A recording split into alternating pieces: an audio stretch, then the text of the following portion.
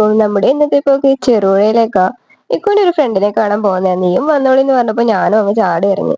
വെയിലിന് കണ്ണ് തുറക്കാൻ പറ്റുന്നില്ല. ദാഹം തോന്നിയപ്പോ നല്ലൊരു കൂൾ വാട്ടർ വാങ്ങി. ഈ സ്ഥലം എടുത്തു കാണിക്കുന്നത് വേറൊന്നും കൊണ്ടല്ല. എനിക്ക് ഈ സ്ഥലം ഒരുപാട് ഇഷ്ടം. ഇതാണ് മുയ്യം.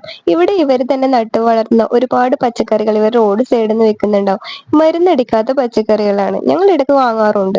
ഇങ്ങോട്ടുള്ള ഒരു ക്രിസ്ത്യൻ പള്ളിയാണിത്. ഒരുപാട് ഇഷ്ടപ്പെട്ടു. നല്ല രസമുണ്ട് ഈ പള്ളി കാണാൻ.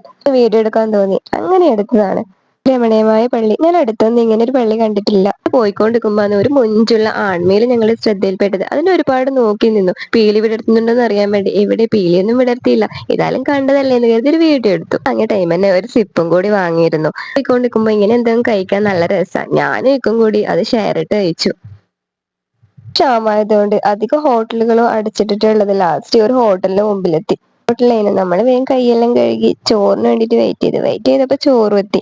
പപ്പടം, സാമ്പാറും, മീൻകറിയും, മോരുകറിയും, മീൻ പൊരിച്ചത് എല്ലാം ഉണ്ടായിരുന്നു. എല്ലാം കൂടി മിക്സ് ചെയ്ത് ഒരു പിടിയങ്ങ് പിടിച്ചു. നല്ല അരിപ്പായസം ഉണ്ടായിരുന്നു. ഇക്കൊന്ന് വേണ്ടാന്ന് പറഞ്ഞപ്പോ പായസപ്രേമിയായി ഞാൻ 2 പായസവും കുടിച്ചേർത്തു. പിന്നെ ഇങ്ങോട്ട് ഞങ്ങളിങ്ങ് തിരിച്ച് ശ്രീകണ്ഠാപുരം വഴിയേനും വന്നത്. ഇന്ന് ഇത്രയേ ഉള്ളൂ. Okay bye. ഇഷ്ടപ്പെട്ടാൽ സബ്സ്ക്രൈബ് ചെയ്യാൻ മറക്കല്ലേ.